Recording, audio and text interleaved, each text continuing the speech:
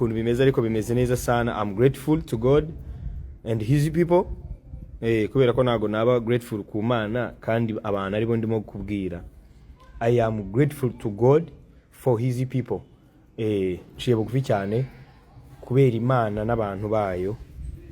So Imana ikomeze kuba amera umugisha. Young Jelly wagwan imaze tubikore ababi Young Jelly ababig energy mugende mukore streams, mugende mukore streaming, kore streaming cyanga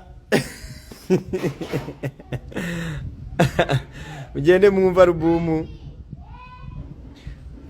Montana. I think you have to scream while listening to your music. Big energy. So mugende mukomeze muyumve kuri Spotify. Cyane kuri Spotify na Apple Music. I beg you kabisa. Mugende muyumve kuri Spotify. Cyane Spotify and Apple Music. Ikindi another announcement. Uyu munsi we are live. We are going live at NBS. Kimwe mu bitangazamakuru bikomeye cyane hano mu gihugu cya Uganda. Ewan, mugende mubanze mu checking murebe. NBS imwe mu mateleviziyo akomeye hano muri Uganda. By'umwihariko amateleviziyo atambukaho ibijyanye n'imyidagaduro. Rero uyu munsi mukanya ubu ngubu turi what time is it? Ubu ngubu turi sangahera. Ubu ngubu turi saa 6:22 Uganda. Ubwo mu Rwanda ni saa 5:22. Hanyuma ngewe ndabandi live saa 8 za Uganda kuri NBS. Ndabandi mwe witwa Alpha Times, one of the best presenter, one of the best radio and TV presenter here in Uganda. Alpha Times, big up on yourself. NBS, big up on yourself. Maximum respect. NBS Uganda Kampala, fire burning. So tuze kuba turi kumwe hara tugomba guhagararira igihugu. Hara tuba duhagarariye igihugu. Ibyo bintu by'amashari n'amashaza kuri ino shuro ngira ngo mugomba kubishyira hasi kubera ko hano mbandi mo ku representing a nation. You know what it is. Hanyuma ndashaka no kunyuza amaso mu butumwa bw'abantu barimo kwandika message. Hanyuma abashaka kwa abandika mwese mwandike, wakwandika negative message, wakwandika positive message. We go. We life goes on. we man them, we run. We continue. Zia ndimbo zawe nukumara kuzumva umuntu akajya kwivuza amatwi. Yitwa Arjun the King Official. Hanyuma Livine Rwanda fire. How are you my fellow hasira kan turagira ngo abagusetsi vuye mu gihugu bazakozwe n'isoni babona 6 yawe bro, babishire hasi amashari mu mavi. Turakwemera. Thank you so much. Yago wampaye 2K koko. Ubuse nagwa 2K gute kandi ngewe ntagikoresha n'imirongo yo mu Rwanda umusaza. Big energy. Ese madame we mwarababariranye? Yego twarababariranye. Big energy ngenda gufana Yago. Ese Yago urateganya gusubirana na Teta ko bakumbuye kabisa? Ibyo ni ibintu biba biri private, naga ari ibintu byo kuhita mvuga ngo ndateganya gusubirana nawe cyangwa sinteganya gusubirana nawe. Ibyo ni iby'Imana. Kora animation kuri aya Ramberi wagwana n'umuhanzi ukurimo na muhanzi ukurimo bro. Level wowe Imana igushyiremo umuhanzi muri wowe, habemo umuhanzi uzajya wumva ukumva ni umuhanzi muri wowe, kandi Imana ibigukorere niba wowe wumva ushaka kuba umuhanzi. Songa urarenze Mana. Asante sana wakwigorukiye ku ivuko boss. Ntago mbishaka kugaruka ku ivuko si vuba, ninjya kugaruka nzabibamenyesha. Ko warase USA cyanera Benjamin. Yago life tu hejuru cyane bro. Yago wampaye 2K koko. Big energy komeza imbere ni hazima. Bruce yakubabariye ejo. Big energy ni byiza. Ngewe abo bantu bose nta muntu numwe nshaka kongera kujyana nawe ikibazo. Josue Bruce yakubabariye okay sawa cyane. Big Brother ndakwemera sana, akantu ko kumeneka amatwi ni hatari. Bruce Melody yakubabariye, zirinda zimurwaza yumva izikise. Bruce yakubabariye kabisa, ase madamu muzasubirana. Big Energy yo musaza. Nuvuga ngo ngewe ikintu ndimo kubakorera ngiye gusoma ibitekerezo byanyu, noneho abantu bari hano bagiye, abantu badukurikiye bose bumve abantu barimo kwandika ibitekerezo byabo. Hodarati Soul of Africa Dance Crew, we love you. Tubwire challenge uko bimeze. Oh Hodal, big up on yourself, I love you more. Big Energy vuba ndabahereza exclusive babwira ukuntu tugomba guhemba abantu barimo gukora ama challenge ya mu mavi. Iminsi iri imbere turatanga amadolari. Urasa neza, merci beaucoup. Big Energy mu mavi, big hit. Big Energy Poro Uzi wagwan brother. Yago blessings.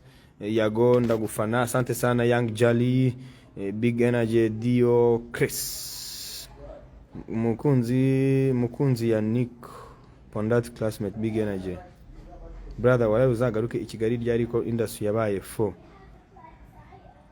Young Kevin, muyigire fresh, naga ninjye uzayigira fresh.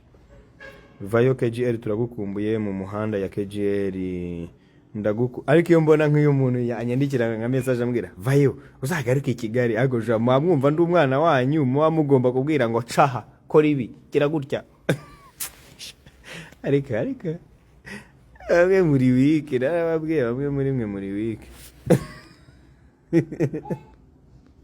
ufite ikikunde umuhanga cyane, we love you. Ni Imana konfi yo, ni Imana. Nubona afite igikundiro, nubona afite ubuhanga, ubwo n'ubuhanga buva ku Mana. Igikundiro kiva ku Mana, n'ubwenge buva ku Mana.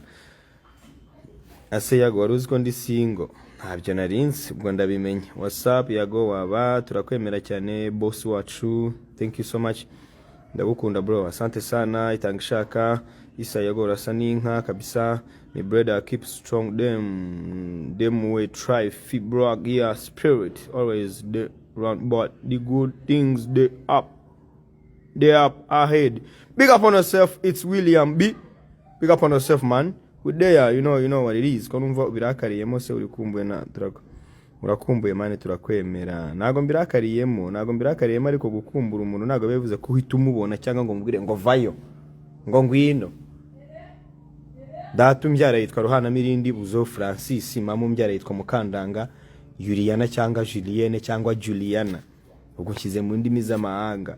Nkaba ndi bucura bwa papa na mama, nkaba ndi umwana wa nyuma mu rugo cyangwa se umuhererezi, nkaba ndi umunyamuziki, nkaba mfite uburyo mbayeho byanjye nkunda nubaha. Rero yumbwe ngo ngwino ngo ariko ngo wagarutse wanyusha, naha ni iwacu, naha ni mu rugo, mbayeho neza, ndishimye, meze neza. Big Energy kuri challenge ya mu mavi vuba cyane ndabarabura, Ase Yago man please, wowe ngwino wana ngere utange mu murongo. Big up Musabe for the KGL. Onji Bilistede Big Energy ufite amasunzu meza, asante sana. Ese bura aho ngaho Subaru ziraboneka, uzaze wirebere.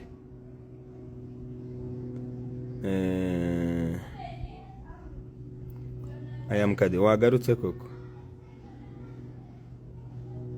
Ahubwo reka how can I listen to your interview at television we in US? Oh, UG girl. Mwana simanyi naye bayinayo gundi, bayinayo applications zosobola okulabira ko show.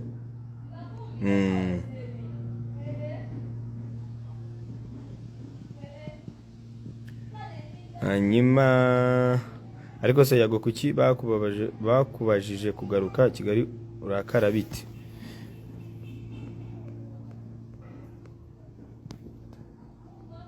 Umeze nka gitafu.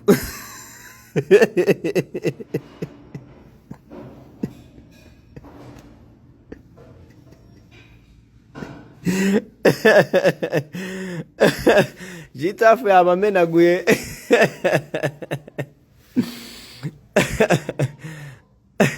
Muntu witwa umwe yanditse ngo Yago album ni scam, na kirimo na kirimo. urenga uyu muntu ntago abazi ikinyarwanda, aba ari umunyarwanda ariko utazi ikinyarwanda, udashobora kwandika ikinyarwanda neza, ariko kubera ukuntu afite megaze yaguze amafaranga ye amanyarwanda y'ubu ndimo ndayarya, ubu ndimo ndayarira hano yandika ngo Yago album ni scam ntakirimo. Uyu muntu witwa umwe utazi n'ikinyarwanda mujye mureba ngo album ni scam ntakirimo. Ngewe ndabizi ko kirimo. Umwe ngenda bizi ko kirimo, hari n'abandi bantu babizi ko kirimo. Rero we niba wumva nta kirimo, twebwe twumva kirimo, wowe wumva na Grand Jagman ntago uririmba urahebeba bro. Hayi ubwo muri make ndi ihene sawa, ndi goti, I am your goti. Abakobwa ngo baragukunda Yago, ndi chocolate ngewe, ndi chocolate bagomba kunkunda. Davido ya Danje na Okama mu mavi, Konfi vuba cyane kabisa turabatamu. Hanyuma zamura abafana twumva ibitekerezo byabo, ndabyanze. City boy uri gusa neza rwose, Imana ikomeze iguhe umugisha. Asante sana Sera Rurangwa, bitirangwa na mukuru wanjye witwa Rurangwa. Gitafu yabamenaguye, Gitafu ubu niwe muntu urimo gutrendinga mu Rwanda. Gitafu ubu ngubu arimo arazimya, yazimije Nzovu na Yaka. Gitafu namukoresheje ikiganiro mu myaka 2 ishize, urukuno ahuri wiki namukoresheje ikiganiro mu myaka 2 ishize, mu mubonye ubu bamwe ibyo bintu nabivuyemo, narabibahariye mubikore neza, mufashe abantu, mufashe impano, mufashe abana aho ngaho bakeneye kuririmba, bakeneye gushinga ama YouTube channel, kweri mubafashe, kuko u Rwanda rufite impano nyinshi. U Rwanda rufite, ni nkuko na Uganda ifite impano nyinshi, ni nkuko Kenya ifite impano nyinshi, ariko burya itangazamakuru iyo ritagize uruhare mu kugaragaza impano za Danje, igihugu kibaho nyine gifite abantu bamwe, abahanzi bamwe, abanyamakuru bamwe, abapromota bamwe, aba DJ bamwe, nyine creative industry ibifite abantu bamwe. Mu gihe nka Uganda buri mwaka muri Uganda haboneka abahanzi barenga nka 5 bashya muri Uganda. Nuko nkuko no muri Kenya bimeze, nuko nkuko no muri za Tanzania bimeze. Iwacu rero hakunda kuboneka umwe cyangwa 2, kubera iki tutabigira se mu mwaka akajya aboneka abahanzi 10 bashyashya kandi beza, kuko turabafite. Mu Rwanda dufite abahanzi beza sana kandi bazi kuririmba, bakiri bato b'abapeti barenze sana. Ngiye nabakora urutonde rw'abapeti barenze, ariko batajya bahabwa umwanya nyine uhagije ngo bakinwe, berekwe urukundo, nyine bahabwe exposure. Harimo abana aho ngo muri Kigali. So rero aba bantu banjye turi kumwe no kuri IG, bantu banjye, Yago urabeshya ngo album yawe ngo bayikunze, kandi nawe uzukuri wavuye kandebe, wavuye mu miziki koko. Erega nkawe mba mizi kuri umufana w'umusani untinya, wowe uri umufana w'umusani untinya, nuvuga ngo uri umufana w'umuhanzi utinya Yago. Hanyuma ubu ngubu uri hano bawumva wanca intege bigakunda, nago byakunda. None se umwe ko ngiye gusora album ya 3, album none nguyu muntu witwa umwe, kugira ngo mbe mubona ko ari intumwa y'umuhanzi w'umunyarwanda ubuntinya ubufite ubwoba bwinshi. Ubona nagiye live kuri IG akagira ubwoba, yabona nakoze live kuri TikTok akagira ubwoba, yabona nagiye kuri NBS akagira ubwoba, yabona nasohoye ingoma akagira ubwoba, ati none hano harimo iki we, akagira ubwoba. Wowe umwe ahubwo tubwire ufana nde? Album yabaye ya mbere kuri Audiomack icyumweru cyose, ubu tuvugana iri nko ku mwanya wa 5 cyangwa wa 6, imaze gustreamingwa n'ibihumbi birenga 30 kuri Audiomack. Hari izindi album kandebe mu karere duherereyemo, hari izindi album nk'ibihumbi ngira ngo nka 5 ziri inyuma yanjye, ariko umuntu witwa umwe ngo album ngomba mbeshya abantu ngo yarakunzwe kandi itarakunzwe. None se umwe uzi gusoma, uzi kureba imibare iraguha, genda ujye kuri Audiomack. aba big energy babakubise inshuro, aba big energy barabananije, noneho ngiye nubwo nkivuga nubwo nkikora rwose mujya mubona nkijya mu biganiro oya, aba big energy baratsinze. Aba big energy barabatsinze abantu ba aba big energy ba aba big energy barabatsinze mu mavi yabamenaguye iri mu ma hashtag Kigali mu mavi ni hit no national problem. Ni gendo rebe streams ziri kuri Spotify kuri no national problem. Gendo rebe streams ziri ku ndirimbo yitwa mu mavi kuri Spotify. Gendo rebe streams indirimbo yitwa no mefite. Ubwo ndimo ndabwira abantu bose babo ngiye nago njya faking ibi bintu, kandi namwe muri hano murimo kubigaya ndabizi ko mubyumva muri abafana babyo, ni nayo mpamvu mubona nisekere, nimwe bafana banjye ba mbere aba big energy. Aba big energy dore abafana banjye ba mbere. Umuntu wese uzajya wandika comment iri negative mujye muhita mubwira ati asante turabizi kuri umufana wa Yago. Ego ku Gitafu nguki Gitafu reka banza bankubitire kambaka ya danje. Gitafu abanza bankubitire, abanza bayogoza aho ngabakubite bya danje urumva. Hari nabandi muzambwire mbarangire nabandi. Hari nabandi nababwira muzajye mumbwira nze nikore live mbabwira impano, mbabwire ati uyu muntu ndimo mukoresha ikiganiro hazaye. Ngiye kubabwira undi muntu mushaka gukoresha ikiganiro mwabanyamakuru mwagashye. Nizere ko ino live murimo, nizere ko murimo kuyirecordinga ku buryo uwo muntu muzahita mumushaka. Sinababwiye nzajya ngiye mbarabura mbihera amayide, ngiye ntari biryanjye zambihera amayide mbabwire ati nimukora ibi bintu gutya na gutya bizagenda neza kandi bizakunda. Umuntu witwa Gitafu rero nimwumva mumuhararutswe mumuhaze, kuko ndabizi ko muraharara kandi muhararukwa vuba. Nimwumva mumuhaze mwumva mumuhaze nzababwira undi muntu wa danje mushobora gushaka. Ariko reka mubabwire muzashake, mwese mwaramwibagiwe.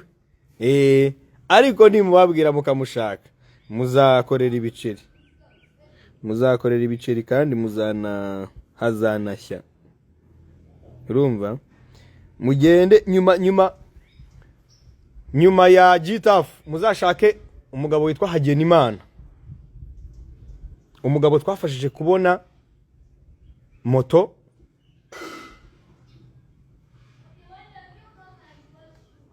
Uwo muntu yitwa Hagenimana Samuel, mwamubonye akurura ingorofani. Abanyarwanda bamubonye Nyabugogo akurura ingorofani. Uwo mugabo muzagende mumushake mumuganirize, afite inkuru nziza, afite ibyo yavuga. Mumushake kabisa. Araho ngo abayiberaho za Kimisagara, abayiberaho ngaho ashakisha ubuzima kuko afite umuryango. Mumushake kabisa afite ibyo kuvuga kuko ayamushoka ko ubuzima bwahindutse. Kandi ngewe iyo nafashije umuntu ubuzima bwe bugahinduka nicyo kintu kinshimisha. Buriya niba hari eshek ya danje umuntu witwa Isa New Boy yarambabaje. Nago nababeshye ndamukunda n'umutima wanjye wose, kandi sinzanamwanga, nzakomeza no kumugirira neza. Ariko ngiye uyu muntu mufashije nkabona ntago bikunze ibyo nashakaga, ndababara kabisa. Isa New Boy yambabaje watabizi, ntago yambabaje ngo nkorere ikintu kibi ngo mbabare cyangwa ngo ngantuke cyangwa nsuzugure, oya.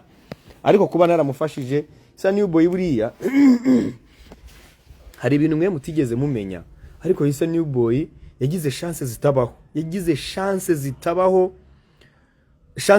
Isa New Boy igihe cyarageze atunga inkebyiri, afite n'amafaranga kuri nimero, afite na boutique. Hari ibihe mutarigeze mumenya. Hari none n'amafaranga Isa New Boy yabonye mutigeze mubona kuri kamera, bitigeze bijya kuri kamera, kandi amadolari menshi. Rero kuba uyu munsi umupapa nyine bitayize bimuhira nyine ngafatishe neza bikunde.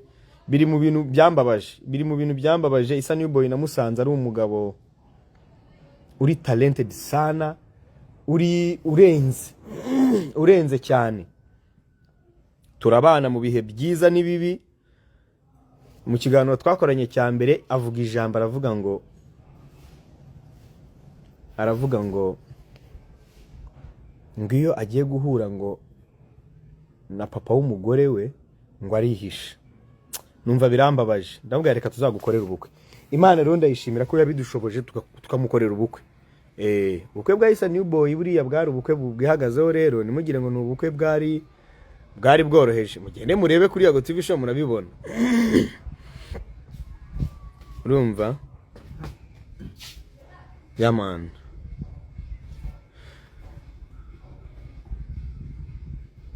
So, abantu mwese rero muri hano ndimo ndagana no kumusozo kubera ko isaha ziranjyanye.